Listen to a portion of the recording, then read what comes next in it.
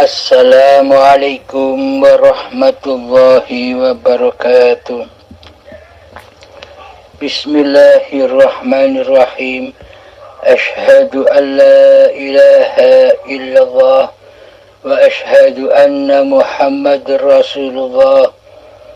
Allahumma salli ala Sayyidina Muhammad wa ala ali Sayyidina Muhammad. Rabbi shrah li sadri wa yassir li amri wahlul 'uqdatam min lisani yafqahu qawli. Amin. Bismillahirrahmanirrahim. Kang Hadimin, silahkan apa yang mau ditanyakan. Waalaikumsalam warahmatullahi wabarakatuh. Jadi sebenarnya saya belum mengenali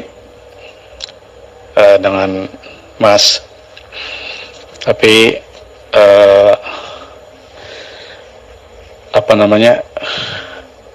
baru mau berkenalan lah konon, sebab mungkin ada sedikit kebimbangan dari saya karena dari segi bahasa pun berbeda. Sebab saya tinggal di Sabah, di Sabah, mungkin agak sukar sedikit dari segi memahami logat ataupun bahasa antara di Indonesia dengan di Malaysia ini, Mas. Alhamdulillahirabbil alamin. Salam kenal juga Kang Hadimin dari Sabah. Silahkan Kang Hadimin, bila ada pertanyaan, siapa tahu bisa dipahami dan nyambung logat bahasanya. Terima kasih. Silakan Kang. Alhamdulillah, makasih.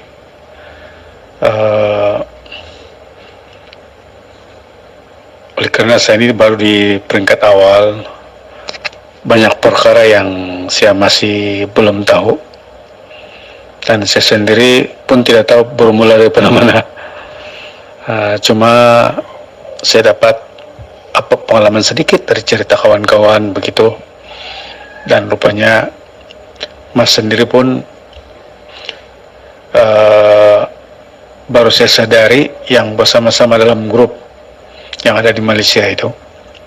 Jadi alhamdulillah saya banyak simpan rekaman-rekaman itu, dan saya agak sesuai dengan jiwa saya lah, dan saya boleh terima sebab mudah dipahami, walaupun ada sedikit lah mungkin dari segi bahasa di Indonesia, tapi tidaklah banyak masalah sangat. Jadi syukur juga. Keraguan saya timbul bila sebab saya tidak tahu dari mula mana saya mau bertanya. Jadi barangkali ada sesuai kalau saya bermula daripada bawah pun saya tidak tahu dari mana. Mungkin kalimat syahadah barangkali yang dikatakan syahadah masih. Alhamdulillahirabbil alamin. Memang sebelum kita membaca atau bersaksi lewat syahadat, yakni rukun Islam, maka kita masih dikatakan belumlah beragama Islam di sisi Allah. Meskipun kelihatannya badan-badan kita selama ini sudah memeluk suatu agama, yakni agama Islam, tapi selama ini masih secara ragawi, masih secara dohiriyah, masih secara syariat saja. Akan tetapi hati kita selama ini masih kufur, masih ingkar kepada Allah, masih mensekutukan Allah dengan diri kita. Karena apa? Karena kita belum menyaksikan dan bersaksi kepada Allah dan Muhammad Rasulullah.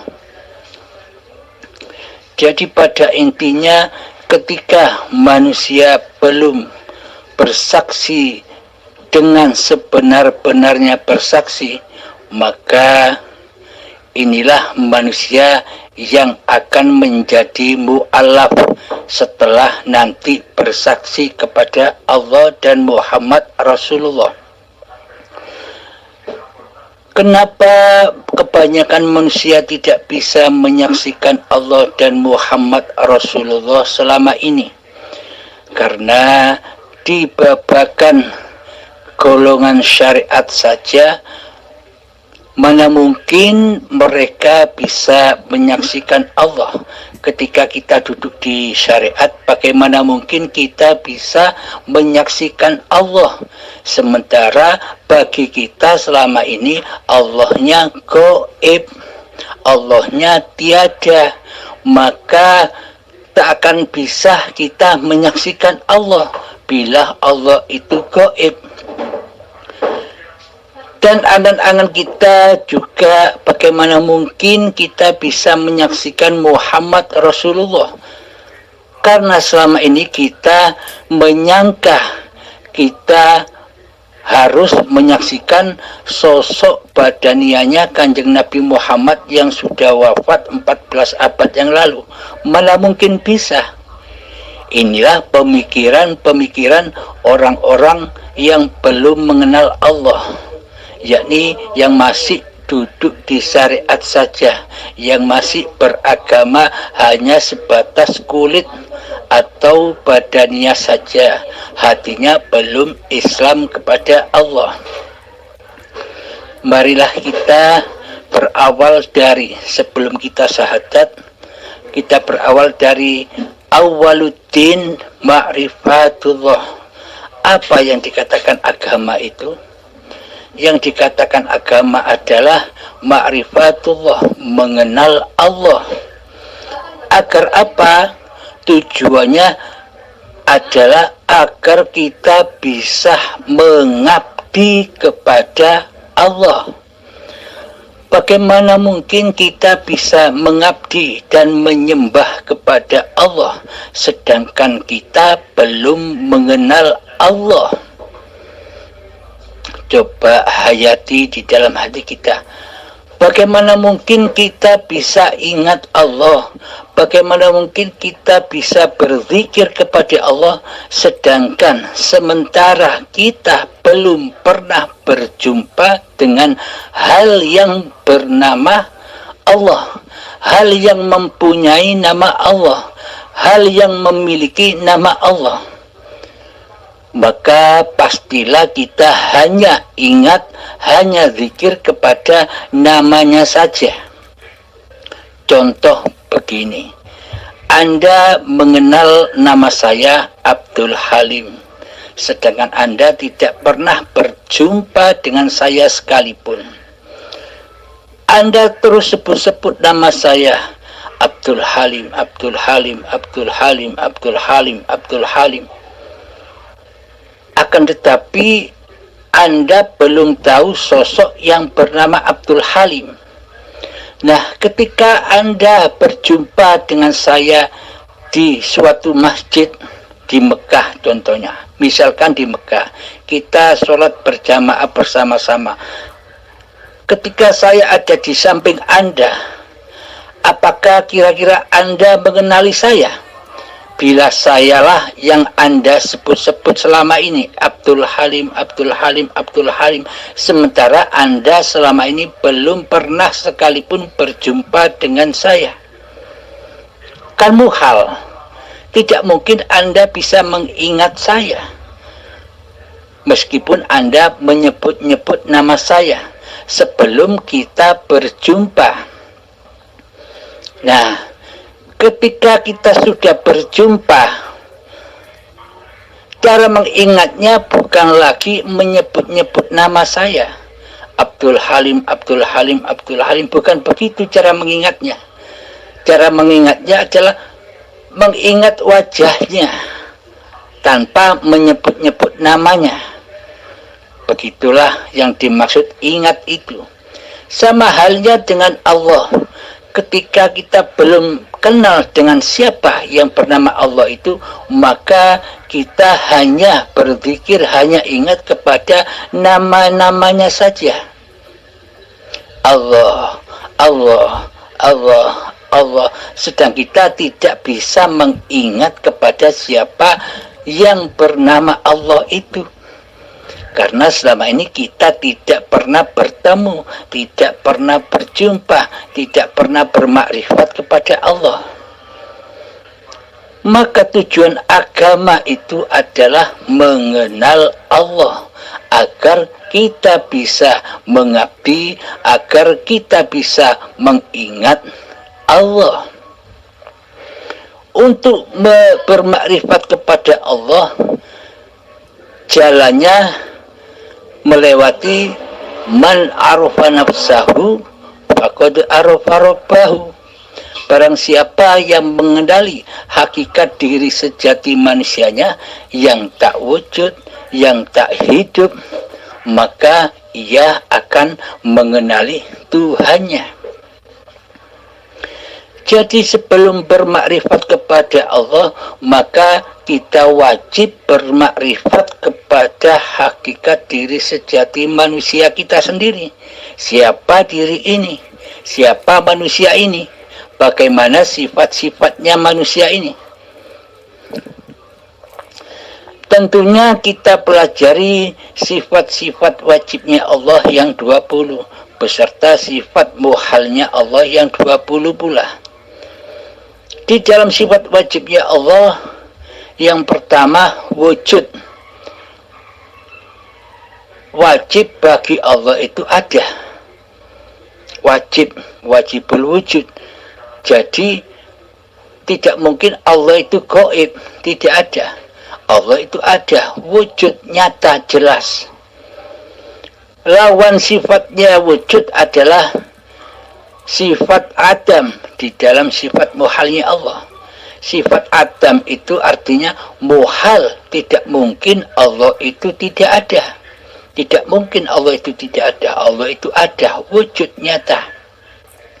Nah, sifat kebalikan dari sifat Allah inilah sifat wajib bagi seluruh makhluk, termasuk bagi seluruh manusia kita.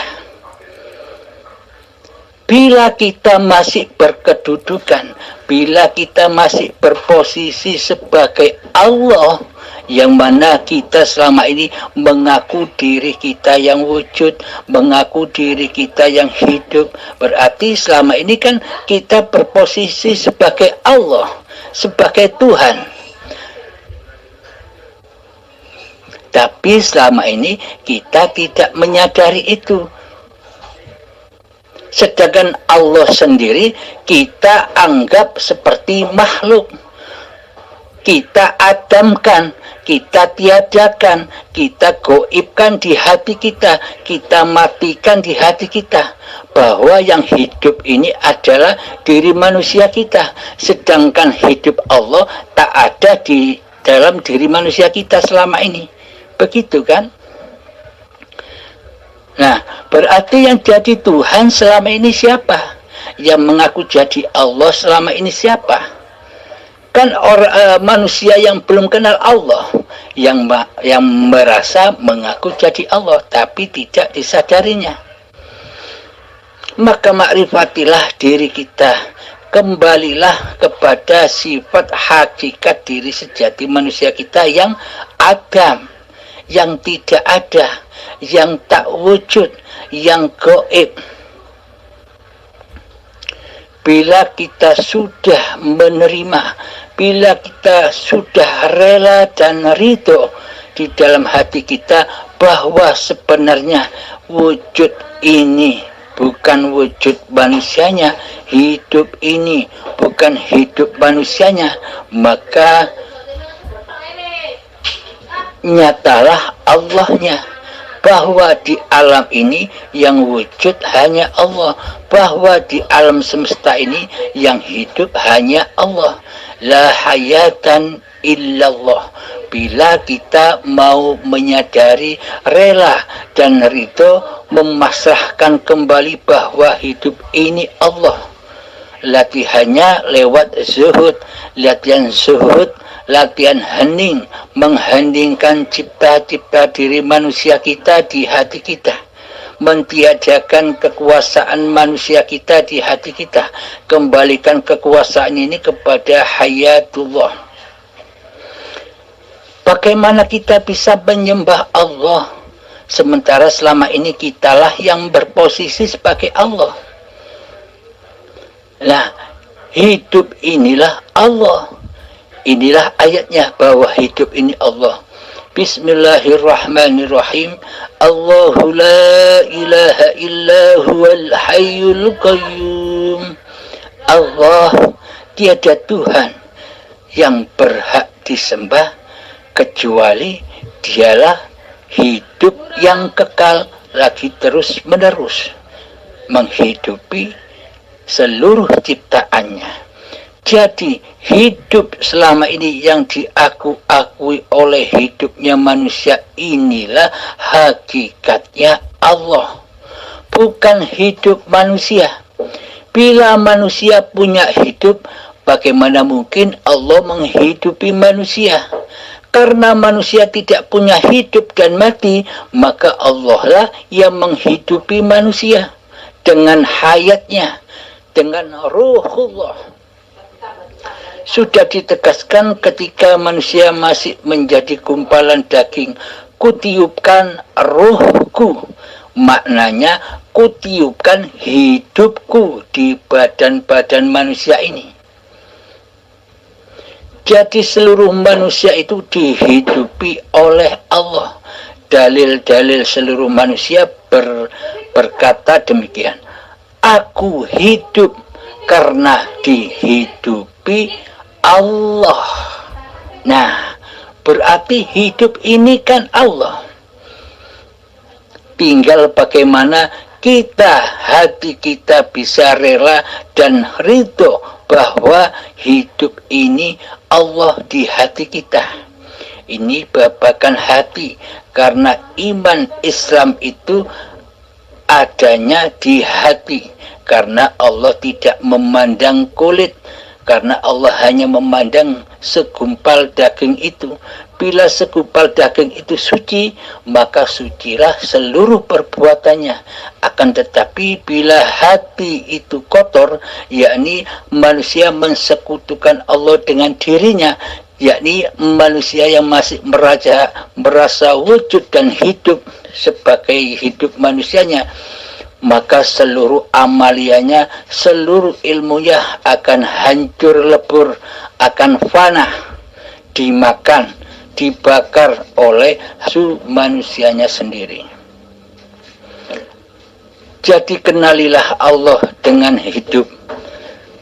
Tanpa hidup, maka badan-badan ini tak ada. Dengan hiduplah, maka badan-badan ini ada.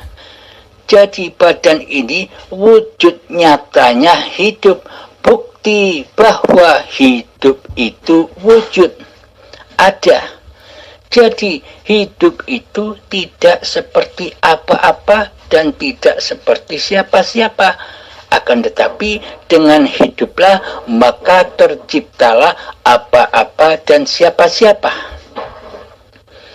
Jadi hidup inilah laisa kamislihi syai'un. Coba Anda cari di dalam diri Anda. Seumpama hidup ini hidup manusia kita, maka pastilah kita mengenalinya.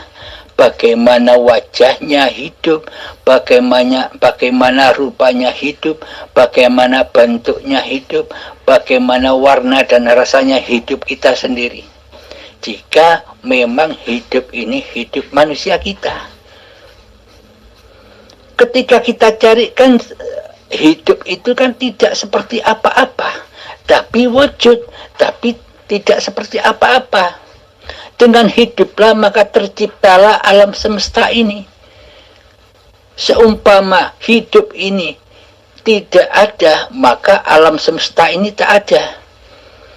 ketika hidup ini sudah memperjalankan badan-badan kita, maka kita bisa menyaksikan seluruh ciptaan-ciptaan Allah, seluruh ayat-ayat Allah, gunung, lautan, hutan, perkotaan, pedesaan, manusia, hayawan, tumbuhan, seluruhnya bisa kita saksikan dengan hidup. Tanpa hidup, maka kita tak akan bisa menyaksikan semua itu. Jadi hiduplah yang menciptakan. Tanpa hidup, maka tak akan ada semua ciptaan itu. Kira-kira bisa dipahami, Kang Mas? Alhamdulillahirrabbilalamin. Setelah kita mengenali bahwa sesungguhnya hidup yang selama ini kita akui sebagai hidup manusia kita, itulah hakikatnya zat yang bernama Allah itu. Jika hati kita sudah rela dan ridho bahwa sebenarnya hidup ini bukan hidup manusia kita, inilah yang dimaksud syahadat. Asyhadu an la ilaha illallah. Saya bersaksi bahwa tiada Tuhan selain Allah. Saya bersaksi bahwa tiada hidup kecuali Allah. Saya bersaksi bahwa tiada Tuhan yang mentuhani diriku ini kecuali Allah. Wa asyhadu anna Muhammadar Rasulullah. Dan saya bersaksi bahwa Muhammad itu utusan Allah. Jadi yang dimaksud di dalam syahadat ini bukan asyhadu an la ilaha illallah wa asyhadu anna Muhammad bin Abdullah. Bukan begitu maksudnya. Di dalam pemahaman syariat, maksudnya ya begitu. Disangka menyaksikan utusan yang bernama Nabi Muhammad bin Abdullah. Padahal di syahadat itu sendiri, wa asyhadu anna Muhammadur Rasulullah. Dan saya bersaksi bahwa Muhammad itu utusan Allah. Siapakah Muhammad itu sejatinya? Sejatinya Muhammad itu adalah seluruh badan-badan yang diciptakan oleh Allah. Inilah Muhammad Rasulullah, badan-badan yang diutus oleh Allah, badan-badan yang dipergerakkan oleh Allah, badan-badan yang dihidupi oleh Allah, badan-badan yang dijaga oleh Allah, badan-badan yang dibimbing oleh Allah sejak dari tanah sampai saat ini, badan-badan yang selalu dikasih sayangi oleh Allah. Inilah yang dimaksud Muhammad Rasulullah. Yakni badan-badan kita inilah yang dipergerakkan oleh Allah, yang diutus oleh Allah lewat kehendak-kehendak yang ada di dalam hati, lewat kerentak-kerentak yang ada di dalam hati. Tanpa adanya kehendak Allah, tanpa adanya kerentak yang ada di hati, apakah manusia bisa bertindak tanduk? Ketika manusia akan sholat, pasti di dalam hatinya ada kerentak, ada utusan, ada perintah dari hidup, ayo sholat. Maka berjalanlah badan ini menuju sholat. Yang mensolatkan, yang memperjalankan badan juga Allah. Inilah yang dimaksud Muhammad Rasulullah. Hati sudah memandang hiduplah yang menguasai badan. Inilah yang dimaksud syahadat itu. Jadi bila hati kita sudah bisa bersahadat yang sedemikian, maka inilah yang dimaksud Islam di sisi Allah. Jadi dohir dan batinnya sudah Islam di sisi Allah. Karena tidak cukup kita hanya beriman, percaya saja tanpa kita mengenal Allah. Maka di Al-Quran ada perintah lagi.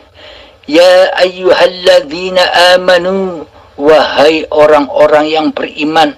Maksudnya, wahai orang-orang yang hanya mengenal Allah sebatas namanya saja.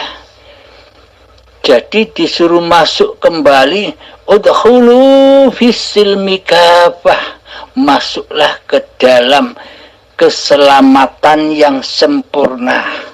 Jadi maksudnya diutus, diperintah untuk bermakrifat kepada Allah hatinya.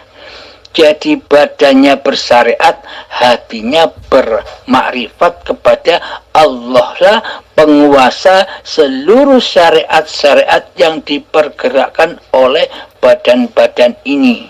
Inilah yang dimaksud lillahi ta'ala. Jadi seluruh tindak tanduk lakunya badan sudah menjadi af'alullah, sudah menjadi lillahi ta'ala. Jadi manusianya sudah tidak menjadi Tuhan lagi. Dulu sebelum kita mengenal Allah, maka hati kita pasti prakteknya linafsi.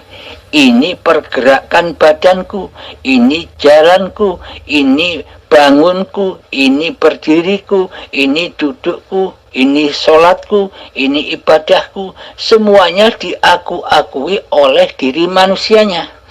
Karena selama ini manusianya tidak bertuhan, melainkan mentuhankan diri nafsianya sendiri, mentuhankan hawa nafsunya sendiri. Inilah manusia-manusia yang mensekutukan Allah dengan dirinya. Bagaimana ibadah-ibadah dan sholat-sholatnya orang-orang yang masih belum kenal Allah sejak akil balik sampai setua ini? Coba kita pahami. Bagaimana mungkin Allah akan menerima ibadah-ibadah dan sholat-sholat kita sejak akil balik sampai setua ini, sedangkan selama ini kita tidak menyembah Allah? Kan muhal, tidak mungkin Allah menerima, karena bukan Allah yang disembah. Karena yang disembah adalah dirinya sendiri yang mentuhani badan-badan kita sendiri selama ini. Nah, bila ingin ibadah dan sholat kita diterima oleh Allah, maka jadikanlah Allah sebagai Tuhan kita, sebagai pelaksana, sebagai yang beraf'al di dalam badan-badan kita. Inilah yang dimaksud bertuhan, yakni hati sudah berpraktek mengaplikasikan lillahi ta'ala. Jadi bukan laku hambanya lagi. Seluruh aktivitas yang terjadi di dalam badan ini karena adanya hidup. Bukan badan ini bisa bergerak sendiri. Jadi begitulah cara bertuhan dengan syahadat yang kami terangkan tadi. Terus setelah syahadat, sholat. Sholat yang dimaksud sholat itu bagaimana? Aqimis sholat li dzikri. Dirikan sholat untuk mengingat aku, kata Allah. Jadi tujuan sholat itu adalah mengingat Allah. Ketika kita sholat, ketika badan ini sedang sholat, hati sudah bermakrifat kepada Allah. Hati sudah menyaksikan Allah lah yang mempergerakkan gerakan di dalam sholat ini. Inilah yang dinamakan berzikir kepada Allah. Ingat bahwa Allah lah yang mempergerakkan badan kita. Jadi yang dimaksud zikir itu bukan menyebut-nyebut nama-nama Allah. Yang dimaksud berzikir dan ingat di sisi hakikatnya adalah kita menyadari bahwa hidup yang mempergerakkan badan inilah Allah. Inilah yang dimaksud sholat. Kemudian zakat. Setelah syahadat, sholat, zakat. Zakat itu maknanya apa? Di dalam syariat zakat itu adalah memberikan beras kepada fakir miskin ketika akan sholat Idul Fitri. Inilah lambang-lambangnya hati. Jadi apa yang digerakkan di syariat itu hanyalah lambang-lambangnya hati. Semuanya ada di hati. Yang dimaksud hakikat zakat itu adalah kita mempersembahkan kembali kepada Allah apa-apa yang paling kita cintai. Wujud kita persembahkan kepada Allah, hidup sudah kita persembahkan kepada Allah, bahwa hidup inilah hayatullah. Inilah yang dimaksud zakat. Ketika hati kita sudah berperilaku demikian, sudah menyaksikan hidup daripada menyaksikan badan, inilah yang dimaksud zakat. Terus kita berangkat lagi kepada puasa. Puasa itu bagaimana maksudnya? Di dalam babakan syariat, puasa itu adalah menahan lapar dan haus secara badaniah. Akan tetapi yang dimaksud berpuasa di sisi Allah itu adalah berpuasa akan hadirnya kewujudan manusia kita. Jangan sampai kewujudan manusia kita hadir, jangan sampai kehidupan manusia kita hadir menguasai apa-apa yang dipergerakan oleh badan, yakni hambanya menjadi Tuhan, hawa nafsunya menguasai seluruh pergerakan badan. Yang dimaksud puasa adalah menekan hawa nafsu itu tidak muncul. Yang kita wujudkan hanya hayatullah, Allah lah yang berkuasa. Inilah yang dimaksud puasa. Contoh, ketika kita berjalan, hati kita sudah berpuasa dari manusianya yang berjalan. Akan tetapi di dalam praktek hati kita sudah menyadari bahwa hiduplah yang berjalan, bukan badan yang berjalan. Allah lah yang berjalan, bukan manusianya yang berjalan. Contoh lagi, ketika kita sedang duduk, hati berpuasa dari hambanya yang duduk, bukan manusianya yang bisa duduk, tapi hiduplah yang mendudukkan. Jadi semua peristiwa keadaan itu sudah kembali rojiun kepada Allah lah sebagai penguasanya.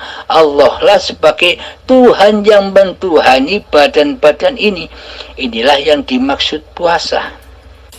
Puasa dari kewujudan diri manusianya. Yang diwujudkan hanyalah Allah. Kemudian yang kelima adalah haji.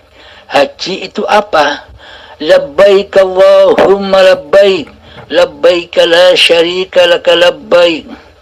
Jadi yang dimaksud haji itu hati sudah tidak mensekutukan Allah dari diri manusianya.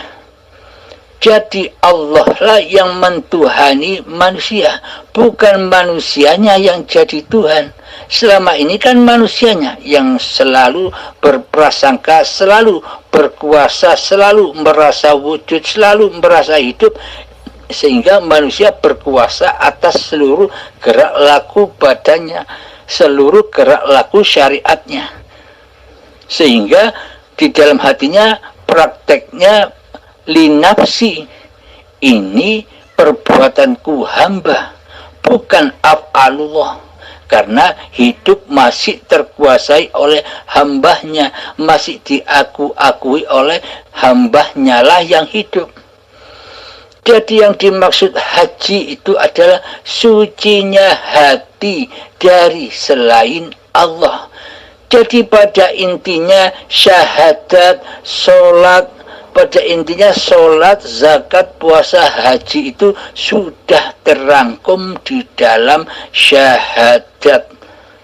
Jadi maka dari itu bila kita sudah bisa bersyahadat, maka sholatnya, zakatnya, puasanya, hajinya pasti semuanya diterima oleh Allah. Ketika kita sudah bisa bersyahadat seperti yang kami terangkan di atas.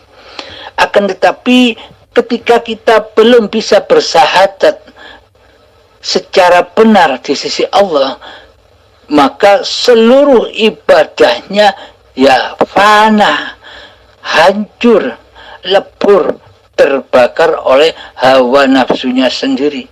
Akan tetapi bila kita sudah bisa bersahadat seperti di atas, bahwa hidup ini Allah, hidup inilah yang mentuhani badan, yang mengutus badan. Dengan syahadat inilah, maka seluruh aktivitas, seluruh syariat-syariat badan ini akan menuju ke alam baqo, akan kekal. Karena apa? Karena yang berlaku di dalamnya ialah yang maha kekal, hidup yang kekal. Jadi roji'unya kepada alam baqo. Demikian Kang Mas, semoga bisa dipahami. Bila ada pertanyaan lagi silahkan. Terima kasih.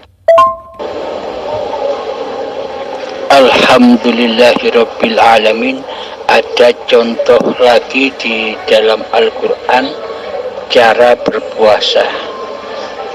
Di Al-Quran ada ayat begini, Muhammad, bukan kamu yang melempar, tapi akulah yang melempar, kata Allah.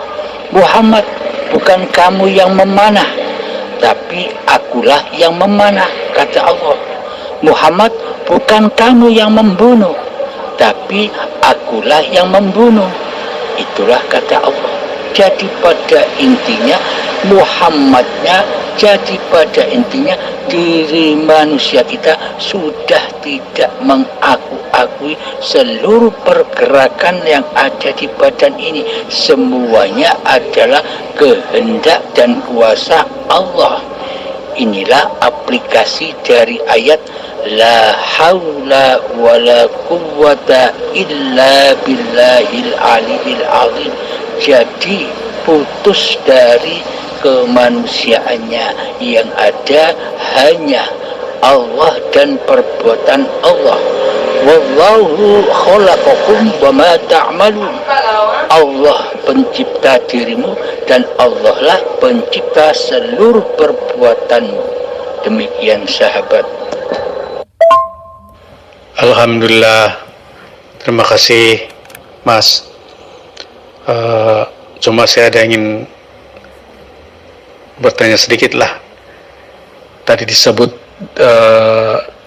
artinya bila kita sudah mengenal dengan hayat, yang mana hayat itu adalah hayatullah, artinya dengan syarat kita ini merasakan bahwa diri kita ini sebenarnya tidak ada, melainkan yang ada itu, yang wujud itu, ya itulah yang dikatakan hayat. Ada disebut tadi berkaitan dengan Muhammad. Saya mengkali ada keliru sedikit, yang di kita yang jasad ini dipanggil Muhammad. Bolehkah bagi sedikit ilmu yang macam mana bahwa yang kita ini ataupun jasad ini dia dipanggil Muhammad? Oke, masih.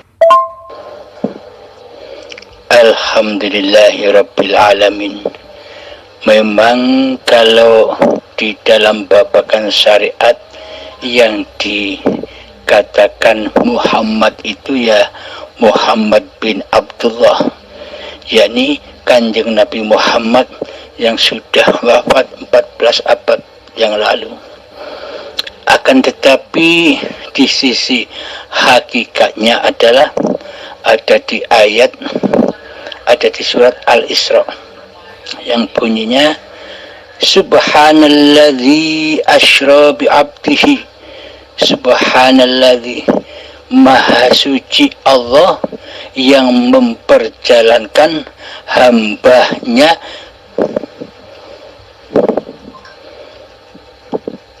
yakni hambanya. Jadi bukan Subhanalladzi asra bi Muhammadin. Bila yang diperjalankan itu hanya Kanjeng Nabi Muhammad, pasti ayatnya demikian. Akan tetapi ayatnya berbunyi Subhanalladzi asra bi 'abdihi, hambaku, hamba Allah. Siapakah hamba Allah? Apakah seluruh manusia itu bukan hamba Allah? Apakah seluruh badan manusia itu bukan ciptaan Allah? Apakah hanya badan kanjeng Nabi saja yang ciptaan Allah? Jadi seluruh manusia itu adalah ciptaan Allah, hamba Allah yang diperjalankan Allah, wakil-wakil Allah, khalifatullah. Jadi hidup yang menghidupi seluruh manusia itu ya Allah, yang mendalangi pergelaran seluruh manusia. Sudah banyak kita lihat di dalam tulisan-tulisan kaligrafi, ya, badan manusia itu seperti Muhammad, badan-badan manusia. Itulah yang dimaksud Muhammad Rasulullah, badan yang diutus oleh Allah. Jadi yang dimaksud Muhammad itu ya badan-badan seluruh manusia, badan-badan yang diwalikan oleh Allah, yakni al-wali, yang dihidupi oleh Allah. Jadi sejak dari tanah sampai menjadi tanah lagi, manusia itu diperjalankan oleh Allah. Bukan jalan sendiri, bukan hidup sendiri, akan tetapi dihidupi oleh Allah. Demikian sahabat. Pada intinya kita wajib mengikuti apa yang dilakukan oleh kanjeng Nabi Muhammad. Sebuah contoh, yakni keadaan hati kanjeng Nabi Muhammad selalu mentauhidkan Allah, selalu mengesahkan Allah daripada mengesahkan diri manusianya. Jadi hati kanjeng Nabi Muhammad, keadaan kondisi hati kanjeng Nabi Muhammad selalu mewujudkan Allahnya daripada mewujudkan diri manusianya di hatinya. Maka dari itu kita semua dituntun oleh kanjeng Nabi Muhammad lewat syariat, yakni apapun yang kita kerjakan, baik sholat dan ibadah, wajib diawali dengan niat, yakni di akhir sebuah niat itu pasti pulang kepada Allahnya, yakni lillahi ta'ala, bukan linafsi. Jadi pada intinya apa yang diajarkan oleh kanjeng Nabi Muhammad itu supaya hati kita semua bermakrifat bahwa seluruhnya itu Allah lah sebagai Tuhannya, Allah lah sebagai penguasa diri manusianya. Jadi kanjeng Nabi Muhammad itu adalah contoh bagi kita semua, contoh tauhid yang wajib kita ikuti. Kita jangan hanya mencontoh badan-badannya kanjeng Nabi, syariat-syariat badannya kanjeng Nabi. Kita juga wajib mencontoh bagaimana keadaan kanjeng Nabi ketika sholat dan ibadah, yakni hati selalu lillahi ta'ala, selalu rojiun kepada Allah lah sebagai penguasa dan yang mentuhani hamba-hambanya. Inilah sejarah hakikatnya. Alhamdulillahirrabbilalamin. Terima kasih Mas. Mudah-mudahan segala ilmu yang dikongsikan mudah untuk saya memahaminya, dan insya Allah mungkin Mas pun perlu berehat lagi. Banyak lagi persoalan-persoalan yang ingin saya tanya. Soalan tadi kesempatan nanti saya akan kemukakan soalan-soalan seterusnya. Terima kasih di atas kesudian Mas untuk memberi penjelasan atau penerangan yang berkaitan dengan Awaluddin Ma'rifatullah. Terima kasih sekali lagi. Alhamdulillahirrabbilalamin. Semoga bisa dipahami ya Kang Mas. Assalamualaikum warahmatullahi wabarakatuh.